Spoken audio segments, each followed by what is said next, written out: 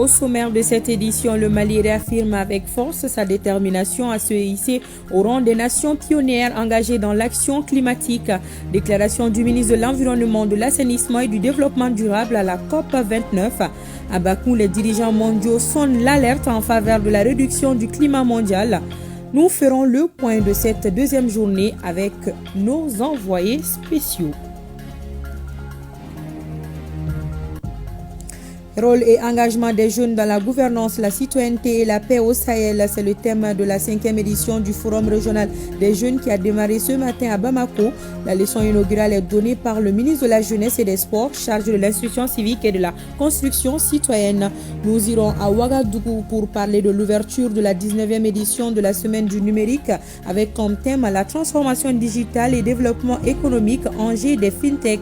La délégation malienne est conduite par le ministre de la Communication, de l'économie numérique et de la modernisation de l'administration. Dans la chronique judiciaire, Garibou Pérou nous ouvre les portes du tribunal ecclésiastique, une structure qui ne se substitue pas aux cours et tribunaux du pays. Comment fonctionne ce tribunal jusqu'ici très peu connu et comment s'adresser à ce tribunal? Les éléments de réponse dans ce journal. Vous servir est un plaisir, mesdames et messieurs, bonsoir et merci d'avoir fait le bon choix de nous suivre. Nous vous l'annoncions hier, la tenue du sommet arabo-islamique à Riyad sur la situation en Palestine et au Liban, un sommet sanctionné par une déclaration commune dans laquelle les dirigeants de la Oumma islamique appellent à la cessation des hostilités dans les deux pays. Le Mali était représenté par le ministre d'État, ministre de l'administration territoriale et de la décentralisation, porte-parole du gouvernement. À la fin du sommet, le général de division Abdoulaye Maïga a eu des entretiens avec le président de l'Assemblée transitoire du Burkina Faso et le ministre des Affaires étrangères du Niger. Une occasion de passer en revue les grandes orientations prises par les pays de la Confédération des États du Sahel. Je vous invite à écouter le ministre d'État au micro de nos envoyés spéciaux à Riyad, Khadija Toukoune et Aruna Diarra. C'est devenu une coutume. Chaque fois que nous nous rencontrons lors de sommets ou de rencontres comme la rencontre ici à Riyad, c'est tout à fait normal de se retrouver et surtout de rendre une visite de courtoisie à l'autorité, à l'espèce. C'est le président du Conseil national de transition du Burkina Faso. Nous avons fait le point, la mise en œuvre des différentes activités. Aujourd'hui, il y a une feuille de route avec le général d'armée, son excellence le général d'armée Assimi Goïta, président de la transition, chef de l'État de la République du Mali, assure la présidence de la Confédération AES. Il y a une feuille de route qui porte sur 3 axes. Les axes diplomatiques, le développement et la défense, bien entendu, et également la communication comme axe transversal. Nous avons un peu exposé à l'honorable président du CNT donc la mise en œuvre de cette feuille de route sur plusieurs aspects. Et le plus important, nous avons bénéficié de ces sages conseils et orientations. Je pense qu'il a été dit, c'est des défis. Je pense que nous sommes là pour relever ces défis. Et surtout mettre en exécution les visions de nos plus hautes autorités, à savoir leurs excellences, le général de brigade Abdourahmane Tiani, président du Niger, le président du Faso, le capitaine Ibrahim Traoré, et le général d'armée Assimi Goïta, président du Mali. Voici un peu l'échange assez bref que nous avons eu avec le président du CNT. Je vous amène à Bakou, en Azerbaïdjan, pour parler des activités de la deuxième journée de la COP 29. Les dirigeants mondiaux ont sonné l'alerte en faveur de la réduction du climat mondial. Les nations en voie de développement et celles développées doivent toutes ensemble traduire leurs intentions en actions concrètes. Le Mali, pour sa part, se joint à ce mouvement et s'inscrit dans la dynamique. Notre pays réaffirme avec force sa détermination, à se hisser au rang des nations pionnières engagées dans l'action climatique, suivant les explications de nos envoyés spéciaux Alousseni Touré et Aboubakar Traoré depuis Bakou. En ce jour 2 de la conférence sur les changements climatiques s'est tenu le sommet des dirigeants mondiaux sur l'action climatique. Tour à tour, le président de la République d'Azerbaïdjan, Ilham Aliyev, le secrétaire général des Nations Unies, Antonio Guterres, la mairesse de Kuala Lumpur, Maimouna Sharif, et même les astronautes de la NASA ont délivré chacun un message de mobilisation autour de notre planète. Tous les dirigeants ont été appelés à se mobiliser pour des actions concrètes coordonnées en faveur de la réduction du climat mondial. Présent à cette COP29, le ministre en charge de l'environnement représentant notre pays a réaffirmé la position du Mali. Aujourd'hui, il est plus que urgent pour tous les pays du monde de se mobiliser pour faire face aux conséquences des changements climatiques. Donc, il a rappelé les promesses et les devoirs des pays développés qui ont profité de cette pollution aujourd'hui dont nous subissons les conséquences. Donc, c'est le devoir de ces pays développés de mobiliser, de mettre les moyens à la disposition des pays en voie de développement pour qu'ils puissent amorcer les transitions énergétiques. En ce qui concerne le Mali, nous sommes tout à fait en phase avec lui et c'est la position du Mali. Il faut que nous réparons cette injustice climatique par la mobilisation des ressources financières. Les besoins financiers aujourd'hui sont évalués à environ 3 000 milliards de dollars par an pour que nous puissions atteindre l'objectif de réchauffement limité à 1,5 degré Celsius. Le Mali a foi en ses déclarations et formule l'espoir que les nations respectent leurs engagements. En tout cas, dira le ministre Samaké, aucune nation ne pouvant s'en sortir seule, le sauvetage de la planète sera le fruit des actions et des engagements de tous. Nous n'avons pas le choix. Nous sommes obligés d'agir. Soit nous agissons, soit c'est l'humanité qui risque de périr. Que Dieu nous en préserve. Donc nous n'avons pas le choix. Nous sommes obligés de mobiliser les moyens. Et comme je l'ai dit toujours, personne ne va s'en sortir tout seul. C'est une question de survie, c'est une question existentielle aujourd'hui. Toutes les interventions, en tout cas, qui ont eu lieu pendant ces segments de haut niveau, ont insisté sur cela et la mobilisation est là. Les chefs d'État et de gouvernement sont attendus à la deuxième partie du sommet de haut niveau des dirigeants mondiaux prévu le 18 novembre prochain. En attendant, beaucoup d'autres événements émailleront la COP jusqu'au 22 novembre, date de sa clôture. Direction le Burkina où s'est ouverte ce matin la 19e édition de la Semaine du numérique. Le thème de l'édition 2024 est la transformation digitale et développement économique, enjeu des fintech. Le Mali et le Niger sont les invités spéciaux. Pendant une semaine, les professionnels de l'industrie du numérique vont échanger sur les opportunités de la finance digitale afin de réussir la transition digitale dans l'espace AES. La cérémonie d'ouverture était présidée par le Premier ministre du Faso. La délégation malienne est conduite par le ministre en charge de l'économie numérique, Alhamdou Ag Ilienne. Le reçu de nos envoyés spéciaux à Ouagadougou, Tamsir Diabaté et Mbaragou Maïga. Le numérique, une opportunité à saisir pour le développement économique de la Confédération de l'Alliance des États du Sahel. C'est désormais la vision et l'ambition des gouvernants et gouvernés pour donc faire de cela une réalité. À la faveur de cette 19e édition de la Semaine du numérique de Ouagadougou, les acteurs concernés vont réfléchir et examiner les opportunités qu'offre la finance digitale. Cela en vue de trouver une réponse commune pour une transition digitale reçue dans l'espace AES. La révolution du numérique impacte tous les aspects de nos sociétés et de nos économies et joue un rôle central dans la croissance économique, l'innovation et la compétitivité des nations. Elle est source de nombreux changements, tant positifs que négatifs, qui ont un impact direct sur nos activités de tous les jours. C'est pourquoi je voudrais ici pour saluer les pertinences du thème choisi ainsi, transformation digitale et développement économique, enjeu des fintech, qui cadre parfaitement avec nos priorités actuelles. Ces nouvelles technologies financières au cœur du développement des start-up fintech constituent donc de véritables enjeux qu'il nous faut maîtriser et encadrer. Se réunir est un début.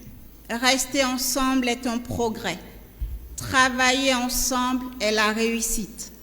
Cette maxime de l'une des figures les plus marquantes de la révolution industrielle trouve un écho particulier aujourd'hui, alors que notre région est en proie à des défis sécuritaires qui requièrent de tous une réflexion et des actions collectives dans tous les secteurs clés du développement.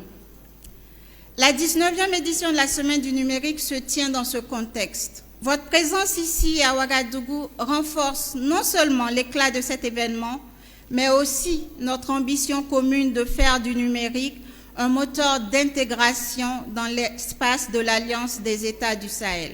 Le Mali, invité spécial de cette 19e édition sur le thème « La transformation digitale et le développement économique, enjeux des fintech », a amorcé le pas avec la digitalisation de moyens de paiement qui aujourd'hui est en train de booster l'assiette fiscale. Convaincu de la nécessité de la réforme, Son Excellence le général d'armée Assimi Goïta, président de la transition, chef de l'État, a réitéré son engagement ferme et total à opérationnaliser la digitalisation des moyens de paiement, dont le lancement officiel a été effectué le 19 juillet 2024 à Bamako, avec comme tremplin l'adoption par le gouvernement du document de politique nationale de développement de l'économie numérique et de la stratégie nationale d'inclusion financière, qui ont permis d'obtenir des résultats tangibles, tant sur le plan du développement des infrastructures que sur le plan du développement et de l'accessibilité des services financiers et des fintech. Du fait de son impact sur l'activité économique et sur l'emploi au Mali, tout doit être mis en œuvre pour que la digitalisation des services financiers se développe davantage et serve d'accélérateur pour la croissance socio-économique et pour la lutte contre la pauvreté dans notre confédération. Le rendez-vous de Ouagadougou se veut une plateforme d'échange et de partage pour faire du numérique un moteur d'intégrateur et de développement dans l'espace AES. Ici, à Ouagadougou, pour cette 19e édition de la Semaine du numérique, le maître mot, c'est hisser les drapeaux des pays de l'AES pour construire à travers le numérique. L'école de la citoyenneté, les jeunes du Mali ont échangé ce matin avec des membres du gouvernement sur les grandes réformes au niveau de chaque département ministériel. Les ministres en charge de la promotion de la femme, celui de la justice et leurs collègues de l'agriculture se sont prêtés à l'exercice. Le reportage de Fademba Keita. La citoyenneté s'hérite, mais s'inculque si la notion d'État, l'incivisme ou le manque de patriotisme échappe à plus d'un. La série de panels d'exposés sur les actions menées par les membres du gouvernement et sur des thèmes pertinents s'inscrivent dans ce cadre. Ils permettent aux jeunes de la deuxième cohorte à l'école de la citoyenneté de mettre l'État au devant de tout. Les axes de travail du département de la promotion de la femme, de l'enfant et de la famille dégagent les pistes d'épanouissement du groupe cible. Le gouvernement a aussi pour tâche, lorsque le jeune n'est pas suffisamment préparé, de les redresser, pour faire en sorte qu'en arrivant cette fois-ci à l'âge adulte, il puisse être un adulte consciencieux, travailleur, honnête, loyal, patriote, en tout cas toutes les vertus qu'on peut citer, pour que quand ils accèdent à l'âge jeune, ils soient déjà des bons individus. L'agriculture est le secteur incontournable pour lutter contre l'insécurité alimentaire dans un pays. S'y intéresser et s'investir font des ingénieurs et techniciens d'agriculture, des paysans et autres de ce secteur des véritables citoyens. On constate avec beaucoup de plaisir que la mentalité par rapport au secteur agricole a beaucoup évolué. Et chacun comprend aujourd'hui que l'agriculture occupe une place importante pour le développement économique du pays. Ce n'est pas un secteur à négliger et il repose sur un aspect, la sécurité alimentaire et nutritionnelle, qui est indispensable pour notre pays. En plus de l'élaboration des textes de loi dans les domaines du droit de la famille, des procédures civiles et pénales, le ministère de la Justice et des droits de l'homme garantit le fonctionnement des juridictions. En plus de ces précisions, le ministre de tutelle invite les jeunes au respect strict des symboles de l'État. Nous avons particulièrement parlé des symboles de l'État qui sont particulièrement importants dans le cadre de cette citoyenneté. Parce que je crois que tout citoyen doit connaître les symboles de l'État, pouvoir les respecter. Donc j'invite nos jeunes à s'approprier toutes ces valeurs, à respecter la loi, à respecter la Constitution, à la faire respecter et à respecter les symboles de l'État. Les nombreuses questions posées par les participants prouvent leur engouement pour les séances de civisme en cours. Lors de sa présentation, elle a touché sur 4 axes, qui est l'axe qui parle de la femme, celui qui parle de l'enfant, celui qui parle de la jeunesse. À travers ces programmes qui n'est pas vraiment seulement une formation, qui est une immersion dans l'histoire, à travers cette rencontre de différents ministres aujourd'hui. Comme les deux ministres ont eu à le dire, surtout les ministres de la Justice, c'est surtout le respect des symboles de l'État. Il a également mis l'accent sur le respect de la justice. Tout ce qui est interdit par la justice, nous devons le respecter. Le ministre de l'Agriculture nous a parlé de l'agriculture comme deuxième pilier de notre État après l'armée. Il dit que quelle que soit la souveraineté d'un État, tant que la sécurité alimentaire n'est pas assurée, ça n'a pas de sens. La refondation du pays ne peut répondre à l'attente souhaitée sans un renforcement de la notion de citoyenneté et de patriotisme. Nous parlons toujours de paix et de citoyenneté, cette fois-ci dans le Sahel. La question est débattue à l'école de maintien de la paix à Lune-Blondembeil et cela pendant 5 jours. Il s'agit pour les jeunes de sortir de la contestation et être une force de proposition pour accompagner les initiatives de développement dans la région du Sahel. La leçon inaugurale a été dispensée par le ministre de la Jeunesse et des Sports, chargé de l'instruction civique et de la construction citoyenne. C'était en présence de Youssouf Diakité et de Sidiki Koulibaly. Les jeunes sont venus d'Afrique et d'ailleurs pour prendre part à cette 5e édition du Forum régional des jeunes. Il s'agit particulièrement des jeunes du Sahel. Pendant 2 jours, ils vont débattre de la thématique rôle et engagement des jeunes dans la gouvernance, la citoyenneté et la paix au Sahel, aller au-delà de la contestation. Ce thème fait exigence aux jeunes d'être une force de proposition. Le Sahel traverse une période charnière. Les menaces sécuritaires, les crises économiques, les tensions sociopolitiques et les changements climatiques font de notre région une zone de fragilité, mais aussi de résilience. Ce sont précisément ces défis qui imposent un rôle central aux jeunes, car ils ne sont pas seulement les bénéficiaires des changements à venir, ils en sont surtout les moteurs.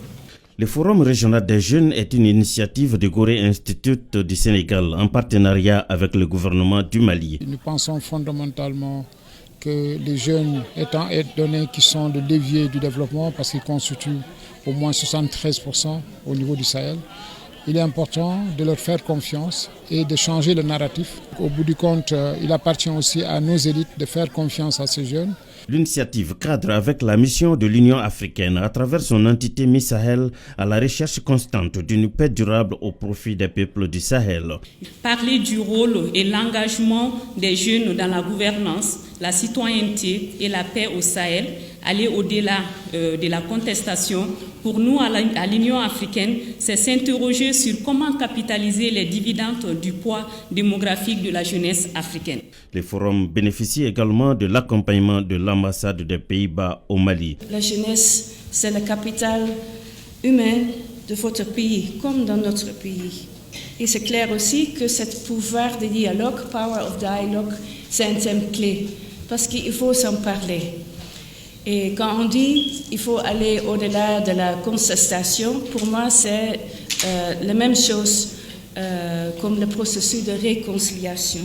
Crise politique et institutionnelle au Sahel. Quelle réponse pour les jeunes? Prévention et lutte contre l'extrémisme violent au Sahel.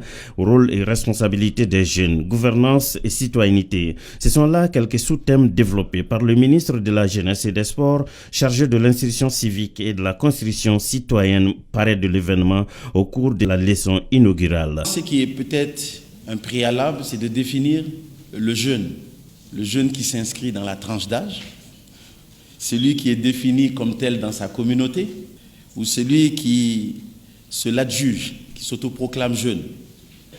Dans quelle catégorie vous-même, ici dans la salle, vous vous situez? À la suite, je vous invite également à délimiter la gouvernance. En tant qu'ensemble de processus, ensemble de structures et ensemble de pratiques par lesquelles une entité est dirigée. Quel modèle de gouvernance dont il s'agit ici?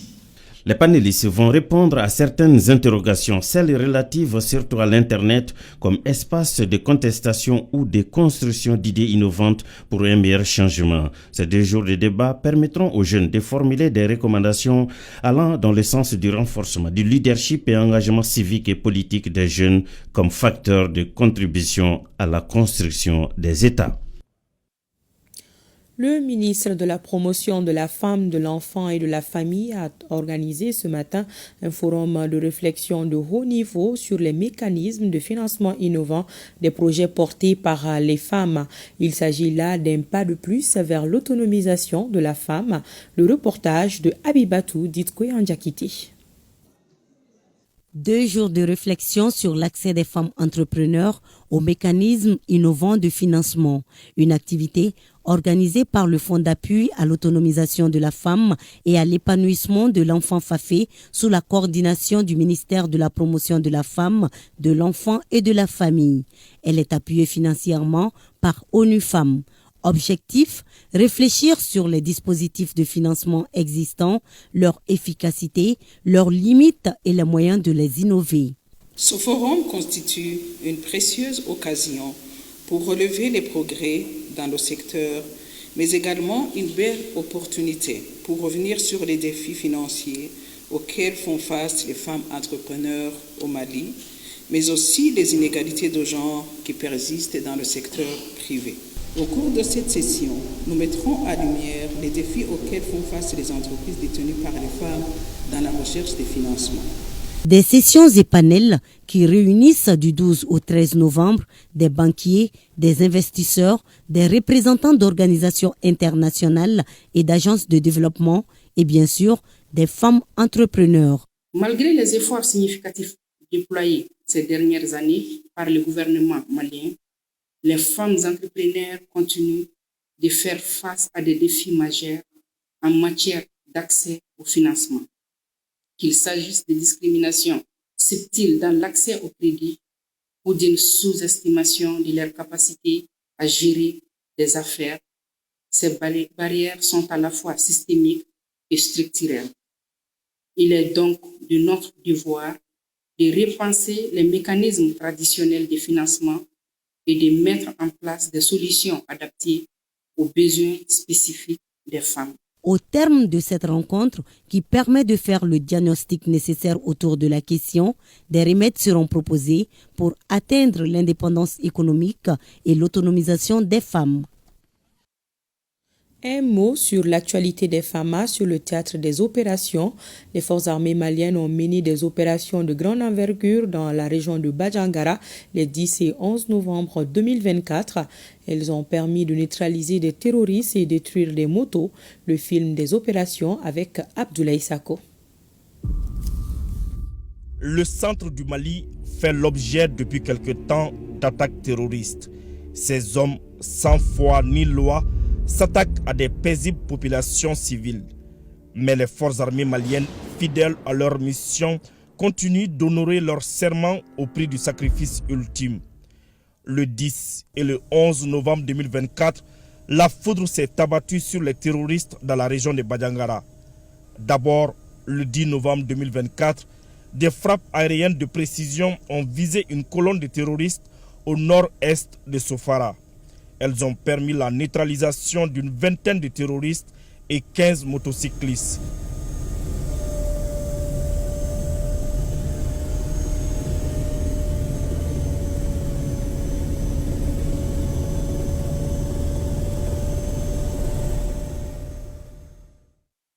Ensuite, le 11 novembre 2024, une grande colonne de motocyclistes se déplaçant le long de la falaise en direction de Digny-Dogon, Ségué et Koba a également été neutralisée.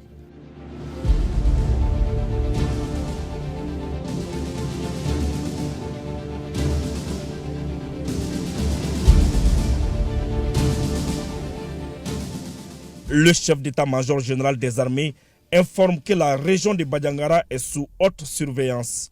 De ce fait, il invite les populations à plus de vigilance. Et nous sommes de cœur avec Nofama à Kaï, prise de fonction du nouveau commandant de la région garde numéro 1. Il a reçu l'étendard au camp des gardes de Kaï Diala. C'était sous la présidence du chef de l'exécutif régional, général de brigade Moussa Soumaré, en présence des autorités administratives, politiques, militaires et civiles. Le reportage de Kabadjara.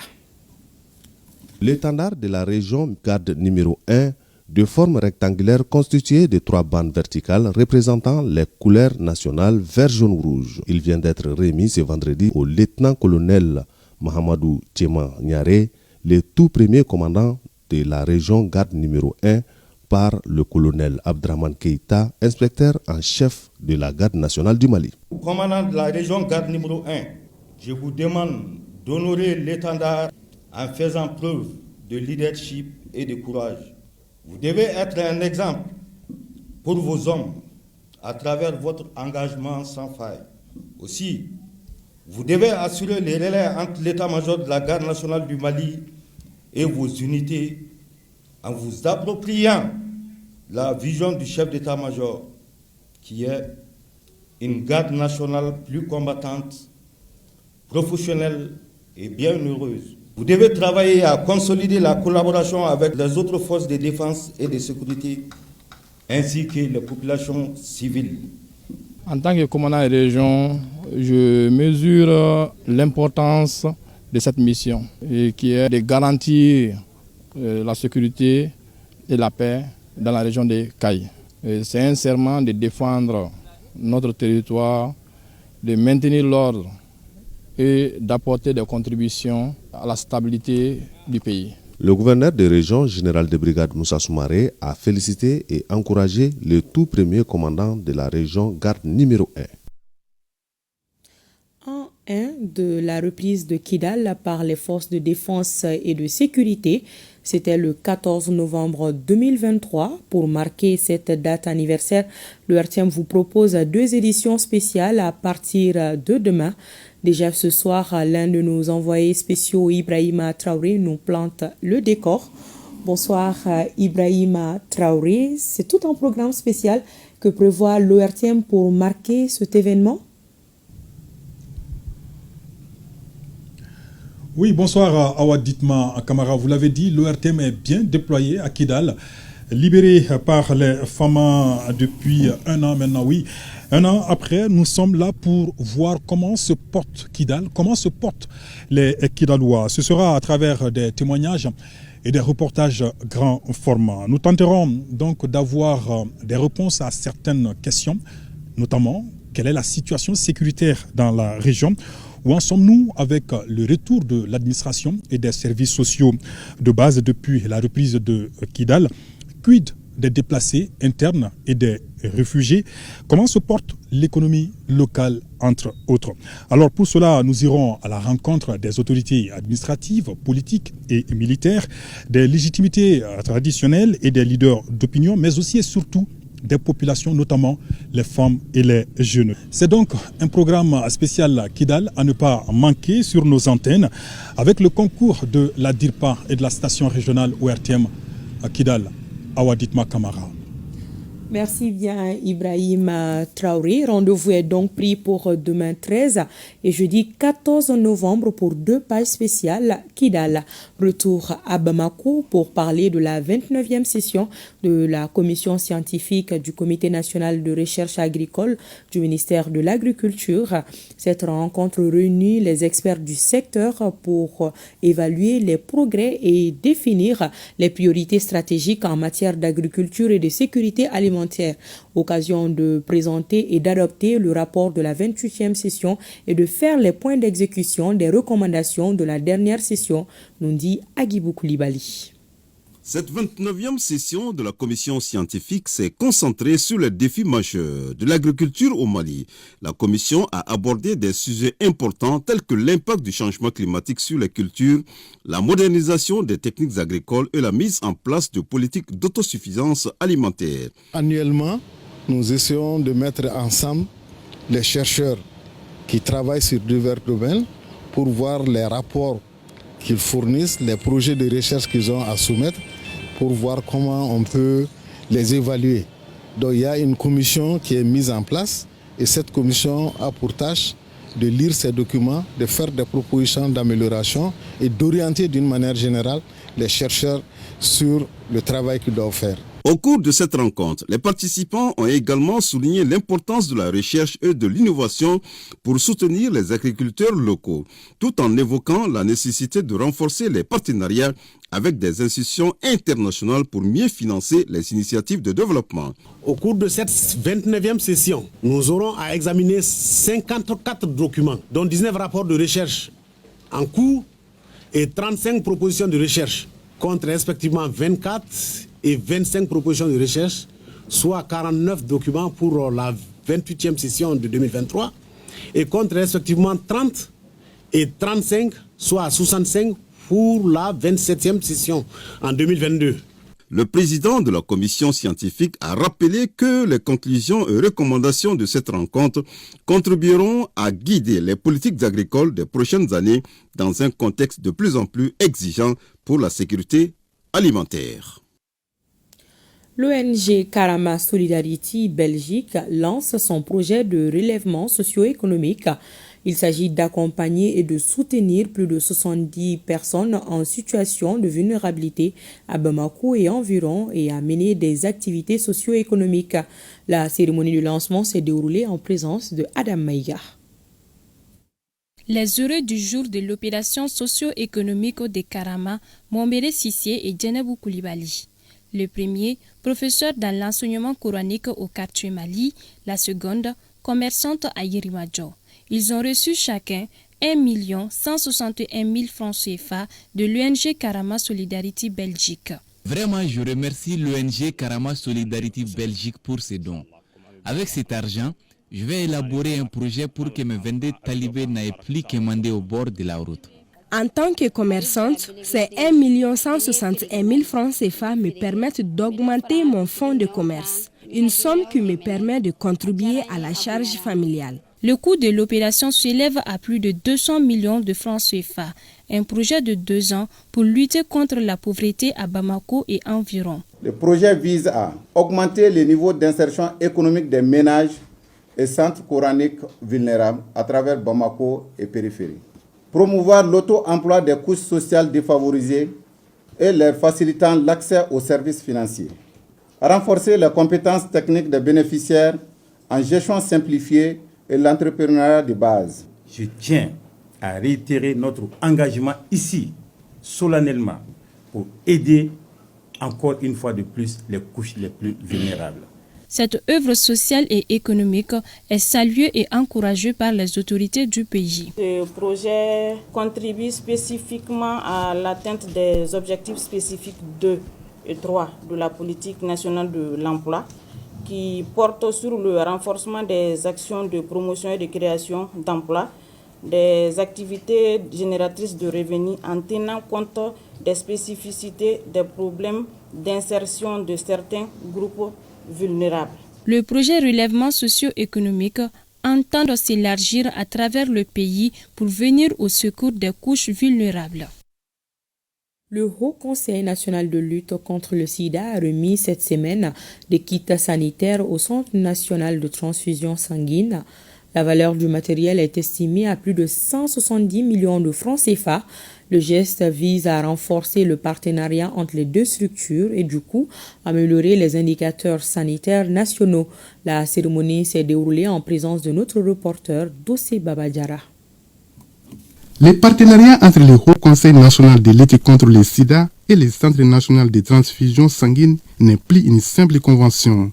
Il se concrétise aujourd'hui à travers un don de kits sanitaires, une collaboration entre les deux structures pour prévenir de nouvelles infections au VIH-Sida ici au Mali. Cette donation est constituée par 300 kits de réactifs, 24 000 poches de sang et 144 cartons d'alcool. Le tout, mesdames et messieurs, pour un montant de 177 48 000 francs CFA, tout taxes confondues. Au regard de ce montant d'investissement et de l'implication des plus hautes autorités, je souhaite vivement que ce kit contribue à renforcer et à agrandir la sécurité sanguine et la sûreté du sang, mais aussi pour lutter contre la propagation du VIH-Sida. La remise symbolique a été le temps fort de la cérémonie. Elle intervient après une visite d'échange effectuée au sein du Centre national de transfusion sanguine il y a quelques mois de cela, et à l'issue de laquelle des besoins et insuffisances ont été constatés. Le Mali est l'un des rares pays à serrer les poches gratuitement avec un effort consenti du gouvernement malien. Donc venir apporter un appui auprès du ministère de la Santé et du Développement social pour mettre à disposition le sang aux différents patients qui nécessitent la transfusion. Un appui qui vient à point nommé pour qu'on puisse continuer à sauver des vies maliennes. Rappelons que le CNTS a pour mission de collecter, analyser, préparer et conserver les sangs humains et ses dérivés en vue de leur distribution aux établissements sanitaires agréés. 8 milliards de francs CFA pour améliorer les conditions de vie des habitants de Kolokani et Nioro. C'est l'idée du projet de réalisation des infrastructures socio-économiques et d'accompagnement des comités de gestion dans les régions de Koulikoro et Nioro. La deuxième phase du procès a été lancée ce jeudi à Kolokani. Le reportage de Benoro Fofana et Abou Koni. La pose de la première pierre des travaux de rénovation du stade Komi Djose de Kolokani par le programme Jeunesse et Stabilisation marque une étape clé pour le développement local. Ce lancement du projet de réalisation des infrastructures socio-économiques et d'accompagnement des comités de gestion dans les communes de Djema, Kolokani et Nouga vise à améliorer la qualité de vie des populations tout en stimulant le développement de l'économie locale et voire nationale. Dans le cadre de la mise en œuvre de la deuxième phase du programme, des montants globaux de 13,3 millions d'euros avec une durée initiale de mise en œuvre de 30 mois, 27 projets d'infrastructure dans le domaine de l'éducation, de la santé, de l'hydraulique, de l'économie, de la jeunesse et du sport sont identifiés dans les communes de Djema, de Nouga et de Kolokani. Parmi ces 27 projets, 9 seront réalisés à Kolokani. Vraiment, c'est un projet qui nous tenait à cœur. Vraiment qui est venu au bon moment pour la commune de Kolokani. Pour la durabilité du projet, un cabinet d'assistance a été mis en contribution pour coacher les comités de gestion. Notre mandat est de renforcer les capacités et les compétences des comités de gestion des services sociaux de base afin de les rendre opérationnels, de renforcer les capacités des communes et des comités de gestion dans la régulation des éventuels conflits qui pourront émerger autour des infrastructures nouvelles et celles existantes. Je voudrais saluer cette grande marque de considération pour les choix des communes cibles et saluer aussi, à travers le projet, tous les partenaires qui ont facilité la conception et le démarrage de ces projets intégrateurs qui favoriseront une meilleure stabilisation socio-économique dans nos différentes localités. Financé à 100% par l'Union européenne, le projet est mis en œuvre par la GIZ, la coopération allemande.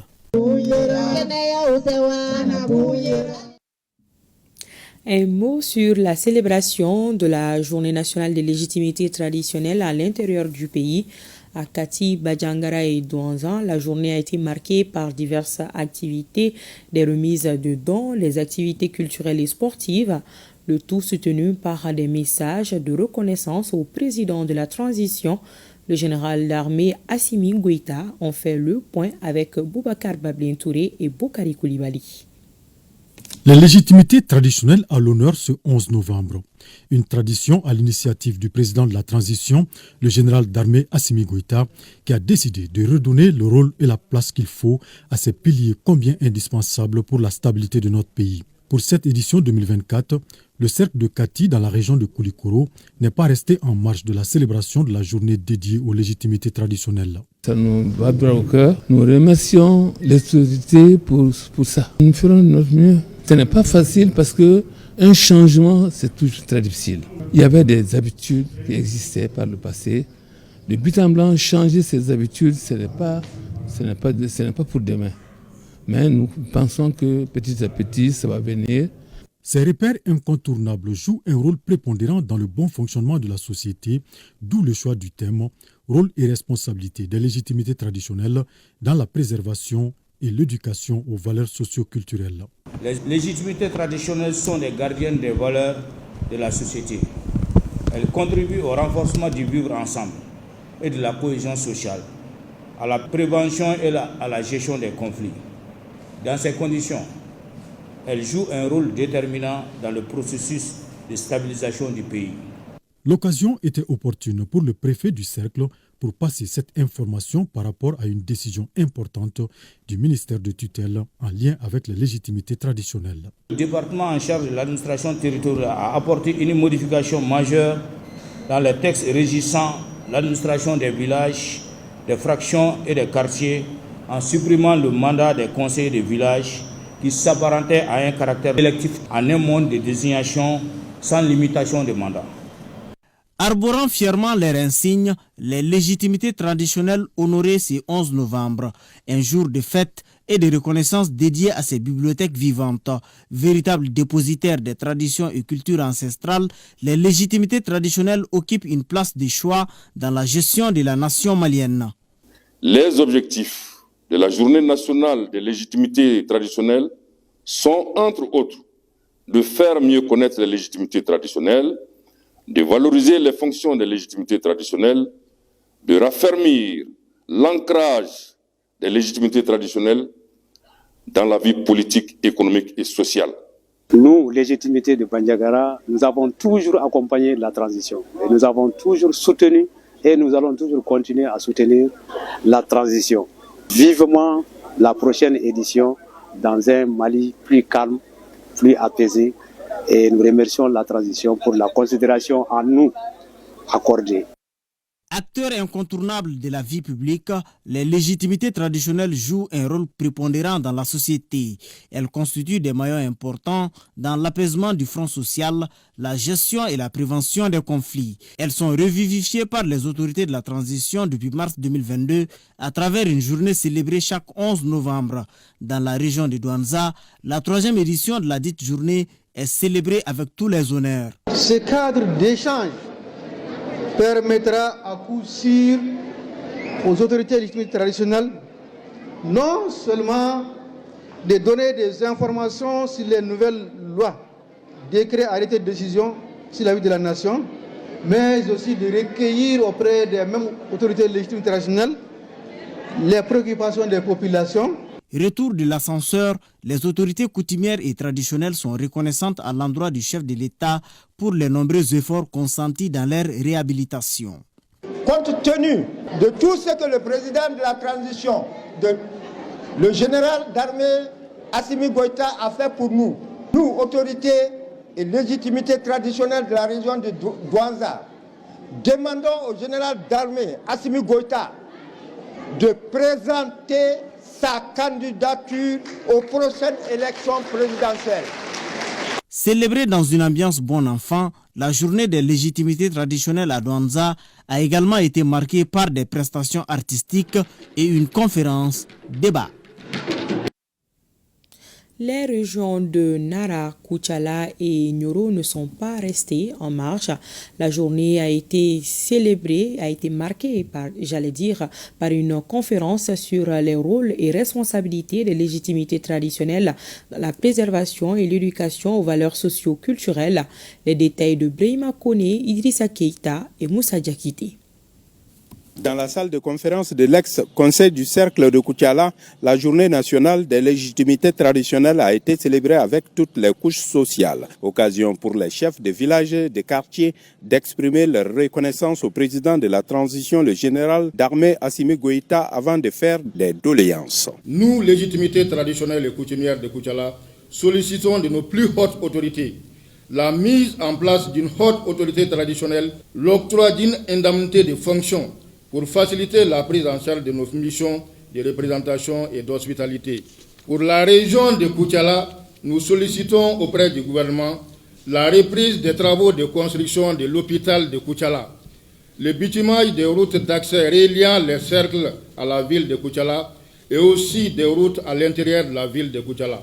Hommage a été rendu à toutes les autorités et légitimités traditionnelles de la région de Koutiala pour leur contribution à la préservation de la paix sociale. La région de Koutiala regorge un riche patrimoine immatériel sur les mécanismes d'éducation, de gestion et de prévention des conflits. Notre grand plaisir a été de profiter de leur exploitation judicieuse dans la gestion des affaires publiques de la région de Koutiala. Messieurs les chefs coutumiers, je vous adresse toute notre reconnaissance et notre encouragement dans cette dynamique qui contribue au développement équilibré et harmonieux de la région. Les légitimités traditionnelles et coutumières de Nara dans une parfaite communion pour célébrer leur journée nationale. La conférence initiée à cet effet porte sur le rôle et responsabilité des légitimités traditionnelles dans la préservation et l'éducation aux valeurs socio-culturelles. C'est grâce à la transition que nous, les chefs de village, sommes considérés aujourd'hui. Nous félicitons le président de la transition, Assimi Goïta, pour sa nomination au grade de général d'armée ainsi que ses autres compagnons. Nous sollicitons sa candidature aux futures élections présidentielles. Exposés, questions et réponses ont permis aux conférenciers Maurice Traoré, préfet des Balais, d'édifier les participants sur comment préserver les valeurs sociales et culturelles, contribuer au renforcement du vivre ensemble et de la cohésion sociale. Aussi, Maurice Traoré a mis l'accent sur les commissions foncières et le mode de désignation des chefs de village. Ces commissions foncières sont composées majoritairement de chefs de village de légitimité traditionnelle. C'est pour permettre à ces chefs de village d'empêcher que les litiges liés aux fonciers ne parviennent jusqu'au niveau des tribunaux. Elles le disent qu'elles avaient longtemps été mises à l'écart, toutes choses qui ont amené l'effritement de nos valeurs, toutes choses qui ont entamé le tissu social. L'incivisme a grandi et je crois que c'est ce qui a inspiré le président de la transition à décréter la journée de légitimité. En Europe, les légitimités traditionnelles jouent un rôle important dans la paix, la stabilité et le vivre ensemble. Les populations de la région, dans une ambiance de fête, sont sorties massivement ce 11 novembre pour donner à la journée tout son sens. Les populations de Nioro par ma voix adressent leurs sincères félicitations aux autorités de la transition pour la promotion au grade de général d'armée de son Excellence Assimi Goïta, président de la transition, chef de l'État, chef suprême des armées. Nous saluons et félicitons également les autres crans militaires qui eux aussi le méritent d'être élevés au titre de général pour le service rendu. Je ne saurais terminer mon allocution sans réitérer la forte demande des populations de la région de Nioro pour la candidature de son Excellence le général d'armée Assimi Goïta à la prochaine élection présidentielle. Votre engagement indéfectible à soutenir la transition n'est plus à démontrer.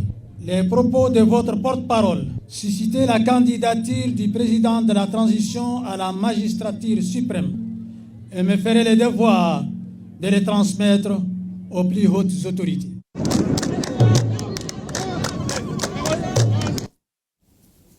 Nous restons à l'intérieur du pays. Le ministre de la Jeunesse et des Sports, chargé de l'instruction civique et de la construction citoyenne, a inauguré la maison des jeunes de Yanfolila, coût de réalisation 80 millions de francs CFA de Bougouni. Le reportage de Abdul Karim Konaté et Djibril Barayoko. Ces coups de ciseaux du ministre de la Jeunesse et des Sports chargé de l'instruction civique et de la construction citoyenne témoignent de l'inauguration de la maison des jeunes de Yanfolila. Bâtie sur une superficie d'1 demi-hectare, cette maison des jeunes de Yanfolila est composée d'une chambre de buvette, une salle de nuit, 4 chambres d'accueil, une salle de spectacle d'une capacité de 600 personnes, 2 coulisses, un magasin, une salle de conférence et des toilettes, pour un coût total de 80 millions de francs CFA. Chers camarades jeunes de Yanfolila, cette maison des jeunes est désormais la vôtre. Elle est bien plus qu'un bâtiment, elle est un symbole de notre avenir commun. Un lieu où vous pourrez acquérir les compétences nécessaires, échanger des idées et forger des projets qui profiteront non seulement à Yanfolila, mais aussi à la région de Bougouni et le Mali tout entier. En inaugurant cette maison des jeunes, le ministre Abdul Kassim Ibrahim Fomba réaffirme son engagement à doter la jeunesse de Yanfolila d'un espace adéquat pour qu'elle puisse s'épanouir. Aujourd'hui, nous sommes très heureux de voir qu'il y a eu beaucoup d'améliorations et nous félicitons non seulement les autorités régionales, mais les autorités communales également pour ce suivi qui a été fait sur le terrain, ainsi que nous, nos acteurs et nos services au niveau communal. et surtout également l'entrepreneur qui a eu quand même cette vigilance de pouvoir respecter les engagements qui avaient été donnés. Parce qu'il faut reconnaître que depuis 2006, cet endroit est ici et est resté longtemps vraiment dans une situation désagréable qui n'était pas du tout conforme. Et aujourd'hui, nous sommes ravis de voir que c'est ouvert maintenant à la jeunesse. Et la jeunesse de Yanfolila méritait vraiment cela. A noter que le ministre, avant de quitter Yanfolila, s'est entretenu avec les jeunes dans ses nouveaux locaux. Un mot de culture, c'est parti depuis hier pour les festivités de la première édition du festival Kasso Kumbeba à Ousbi-Dianya. L'événement est organisé par l'Association des jeunes du Cercle en partenariat avec Djalikunda International. Ce rendez-vous culturel est pour les organisateurs une façon de promouvoir la culture de la contrée. Il est placé sous le thème paix et cohésion sociale. Envoyés spéciaux à Ousbi-Dianya, Daouda Kone, Gaussou Ashtouré, Abbas Bass et Django Tungara. Sur la place publique de Ousbi-Dianya, l'on enregistre plusieurs centaines de personnes venues pour cette première édition du festival Kasso Kumbemba qui vient d'être lancé. À l'image de cette cérémonie, les festivaliers assisteront pendant 5 jours à des prestations d'artistes du terroir et plusieurs autres activités socio-culturelles. Ce festival est une initiative de l'Association des jeunes du Cercle de Ousbi-Dianya en partenariat avec Djalikunda International. L'objectif est de renforcer le vivre ensemble et de promouvoir la cohésion sociale au sein des communautés vivant dans l'aire géographique de Tomora. C'est ce qui justifie le thème paix et cohésion sociale. Soyez tous les bienvenus à cette première édition Festival Kasso Kumbemba. Un événement qui incarne notre vision commune d'un Kasso uni et solidaire. Les autorités administratives et politiques de la nouvelle circonscription de Ousbi-Dianya, résilientes face à l'enclavement, expriment leurs sentiments au regard de l'importance du festival. Je pense que le fait d'initier de telles rencontres, de tels rassemblements pour montrer notre culture, nos identités, vraiment je pense que ça peut raffermir vraiment la cohésion sociale, le bon vivre ensemble, et puis amorcer vraiment le développement. C'est ensemble que nous pouvons relever les défis. Je vous demande humblement de se donner la main pour la paix, regarder dans la même direction, de se pardonner pour le bonheur de tous. Je vous réaffirme le soutien indéfectible, sans foi ni condition, de l'administration à accompagner toutes les initiatives qui seront prises pour le développement du cercle et son rayonnement visant à renforcer la paix et la cohésion sociale. Cette première édition du festival Kasso Kumbemba est un événement historique pour les 5 arrondissements et plus de 170 habitants que compte le cercle de Ousbi-Dianya.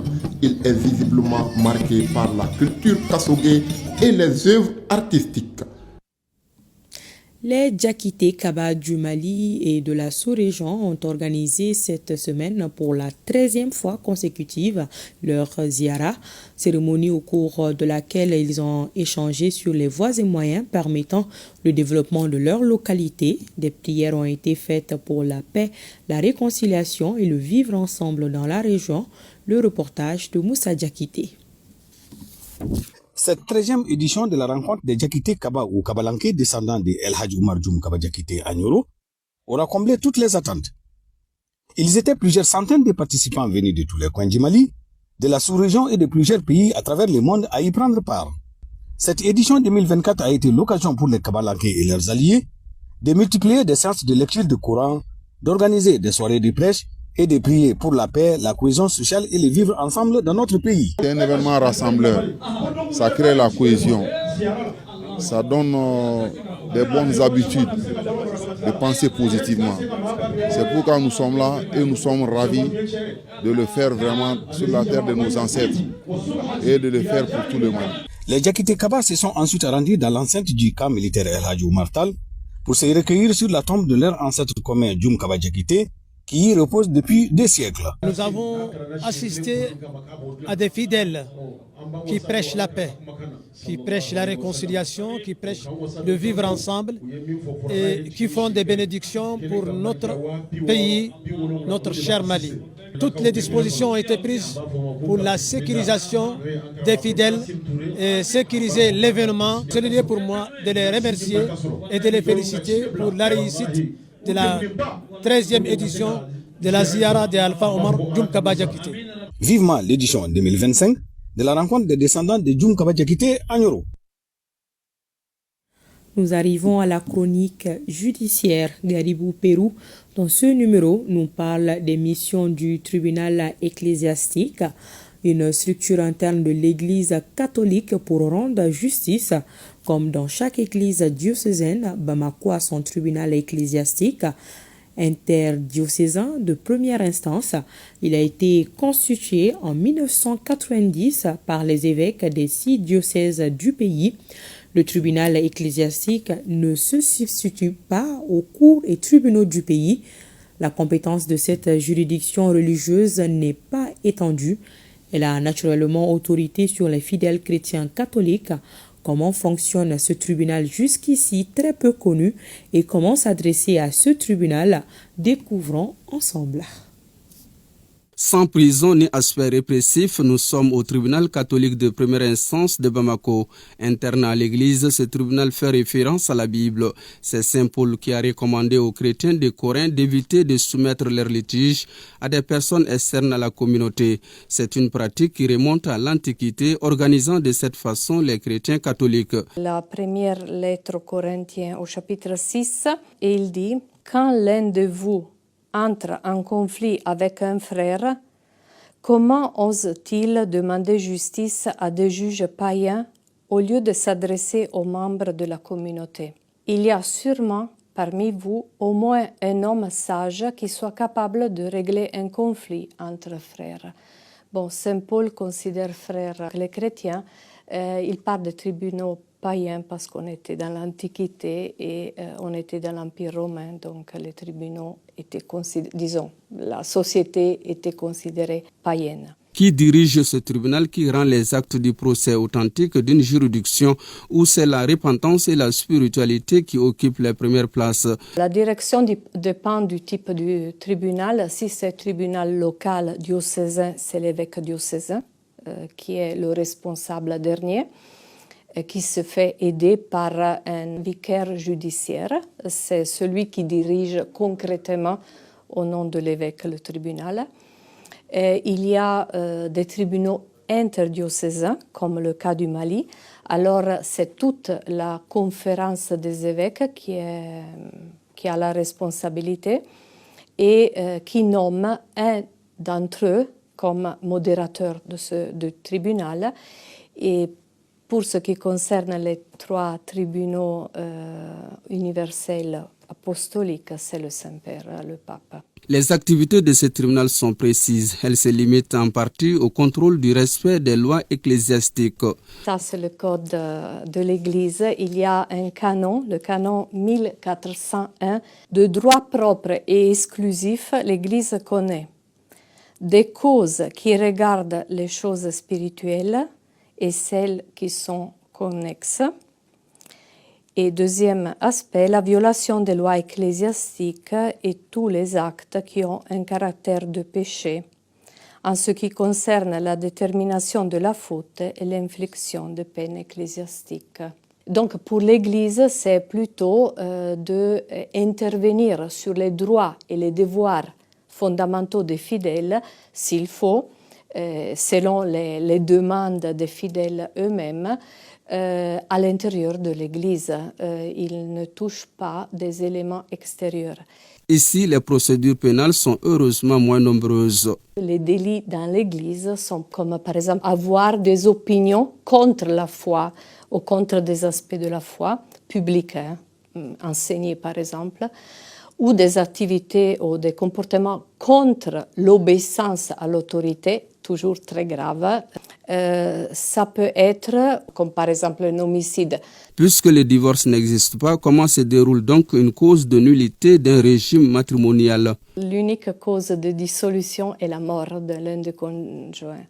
Mais par exemple, s'il y a une maladie psychologique déjà présente au moment de l'échange du consentement, même si cachée ou pas encore explosée de manière grave. Il y a un mariage forcé, il y a le mensonge grave. J'ai lu sur les sorts, je ne me rappelle plus les chiffres exacts, mais dans l'année précédente, on avait eu 8000 et quelques divorces et 6000 et quelques mariages à Bamako. Pour moi, le mariage est une réalité sacrée partout, non? De bien se connaître avant de se marier et avoir des bases solides avant de se lancer dans cette aventure qui est belle, mais qui est exigeante aussi. Pour éviter l'échec, il faut aller à l'école du mariage avant de s'engager. Le tribunal dont il est question ne concerne que les fidèles catholiques. Ils sont citoyens d'un État qui a ses principes pour le bien commun de la société. En tant que tel, en dépit de l'existence d'un tel tribunal, les catholiques se soumettent aux normes nationales.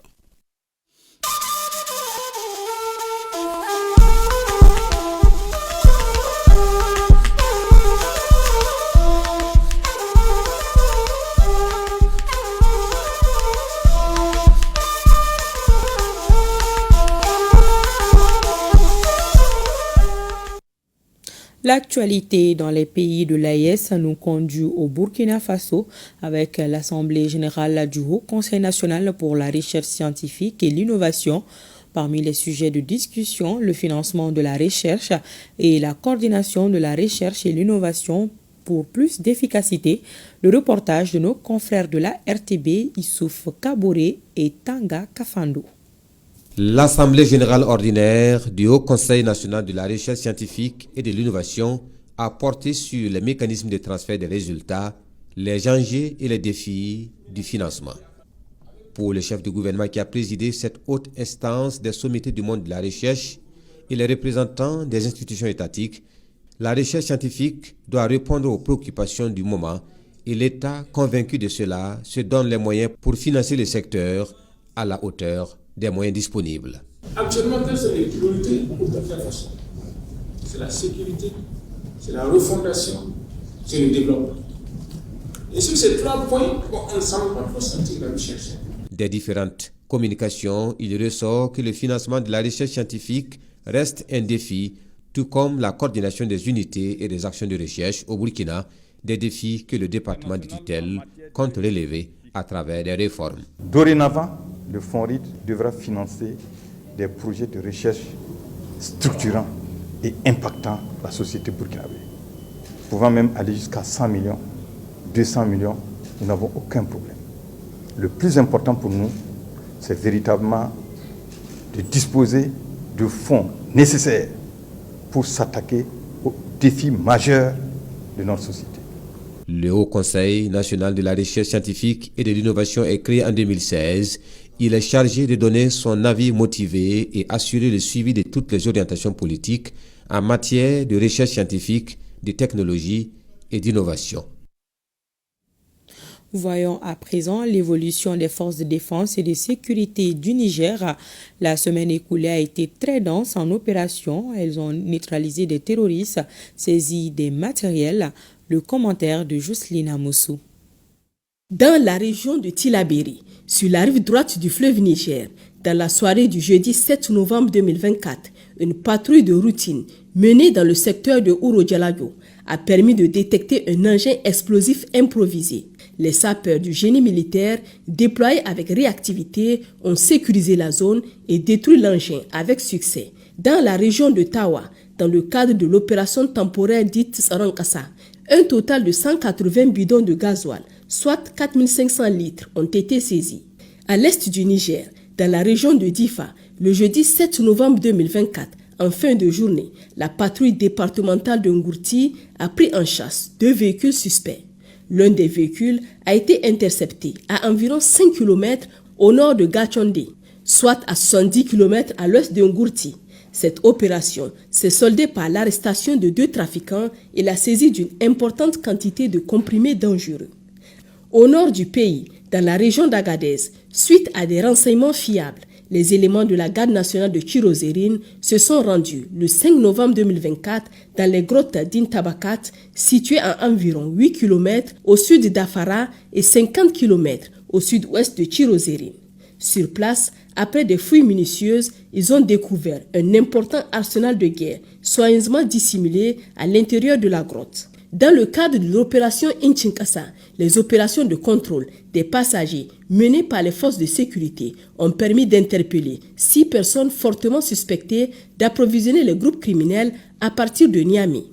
Les fouilles minutieuses effectuées sur ces individus ont permis de saisir la somme de 18 191 800 francs CFA ainsi que 5 téléphones portables.